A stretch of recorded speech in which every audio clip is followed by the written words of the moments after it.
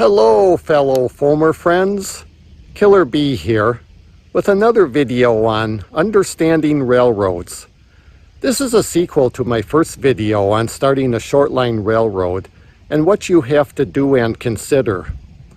Although I hit the major points in it, there are still a million other things to be aware of when contemplating doing this. I am going to jump all around here, and if you get dizzy, then you successfully realize what you are up against. Well, let's get started. I would very roughly estimate the cost for a Class 1 to operate a branch line served by a single way freight 5 days a week with a single 4-axle engine and 2 men as very roughly $1 million a year. Now, a short line operator will of course have lower labor costs, and other costs will be lower too. But on the other hand, a standalone short line will not have the synergies that a Class 1 network provides. For instance, a Class 1 will not have a dedicated track maintenance team or a standby locomotive, as they can draw on these from other parts of their network when needed. Granted, some functions can be contracted out by the short line. For instance, a lot of short lines contract out their signal work, mainly grade crossing protection devices, but this is still a cost. One short line consultant, Roy Blanchard, developed a well-known rule of thumb he calls the Rule of 100. It says that to be a profitable short line, the railroad must average 100 revenue cars per mile per year. He bases this on providing 5-day-a-week service. He points out that trade-offs have to be made. Less than daily service will save money, but it will increase your car hire expense, which was the topic of another video I made. So, do a pro forma financial statement. What is your traffic base? How much per car will you earn? What are your expenses? And do you have a cash cushion? I once heard it said, figure out how much you need to start the railroad, then double it for unforeseen events, as they will occur. Maybe the track wasn't in as good a shape as you thought. Or maybe a bridge needs an emergency repair. I know one short line that found out just before starting up that its only customer was receiving its last car. You are asking for trouble if you start up on a shoestring. Shortline president and CEO Riley McCarron once stated that if you were to make no effort at sales and marketing and just let nature take its course, you can expect to lose roughly 10% of your business a year. Either a customer goes out of business, or he converts to truck, or he relocates, or he might have multiple rail lanes, that is, multiple origin-destination pairs, and he loses one of those. Nothing is ever static. You can assume, though, for purposes of your pro forma, that you will have all of your business moving forward. But just be aware, this may not be your reality. Although you will always hear short lines winning business back with better service, if the current operator is already providing 5 days a week service, then how much more can you really add? Well, something to consider is being kindler and gentler.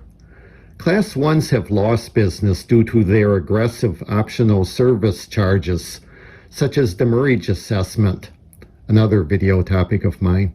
You might consider having lower charges or more liberal free time.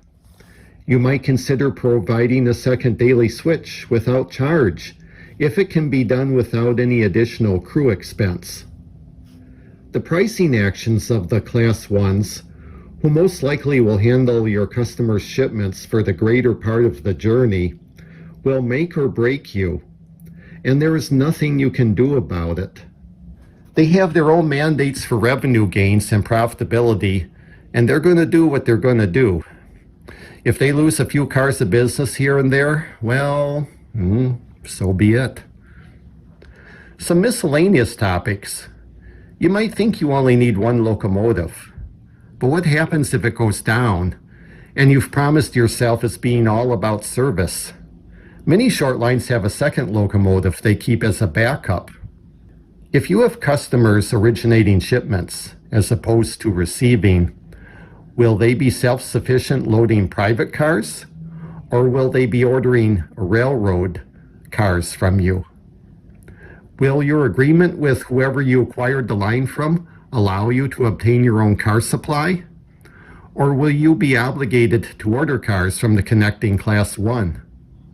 The latter situation is nice because it relieves you of the whole hassle of having a car fleet to be responsible for. But it also means you are at the Class 1's mercy for cars. You will need a clause in your agreement that your customers are to be treated the same as the Class 1's own online customers when cars are allocated. What if you are lacking online customers? The vast majority of businesses are not rail served. So there is a huge non-rail served market.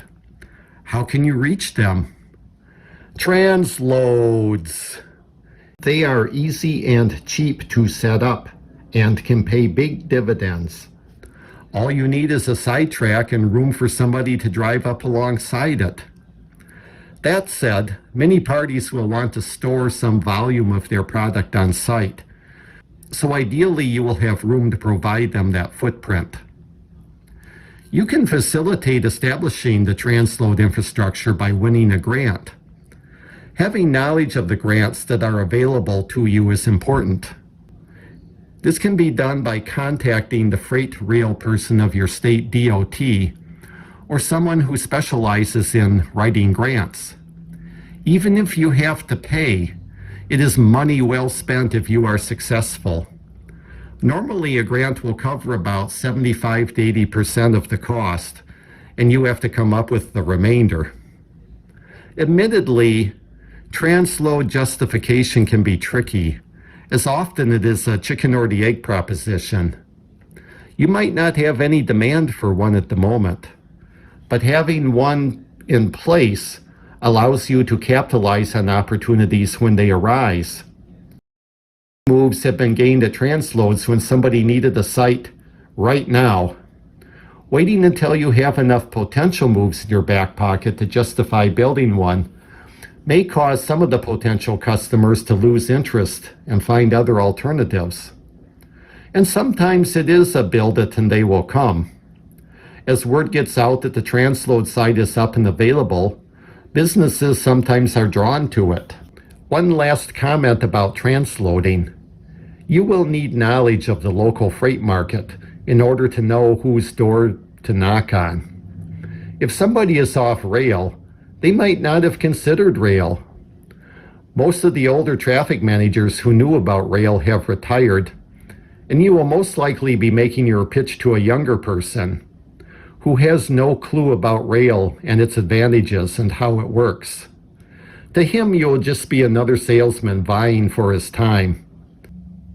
It will be frustrating because you know the ratio of 4 to 5 truckloads to one rail car can provide shipping efficiencies that may help him.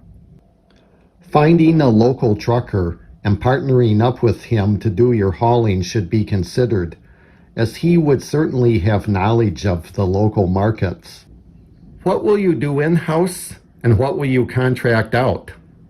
Track maintenance, locomotive maintenance, signals, train dispatching, training of workers, invoicing and collections, sales and marketing, legal, IT. Plus, there will be agreements to make, industry track agreements with your customers, unless the Class 1 already has them in place and you can simply assume them. Joint facility agreements with any railroads you cross or share property with. Private crossing agreements, utility crossing agreements, easements. Will you be showing car movement status so outside parties can trace what is happening to their cars on your line? For years, the complaint of short lines was that they were a black hole as far as car movement information was concerned. Maybe the train crew can handle it on their tablet. Ah, yes, you'll need tablets, which means you need an IT person, or contract it out. How will interchange of cars work? Will you have to run over to your connecting Class 1 to get into his yard? If so, will this require that your locomotive be PTC, positive train control, equipped? More IT work. The list goes on and on. I always say that starting a railroad is not for the faint of heart. But you know, people do it. Just don't go it alone. So, that's all for now. More are coming, so please subscribe if you want to know when more videos are posted. And here is the link to the other videos mentioned earlier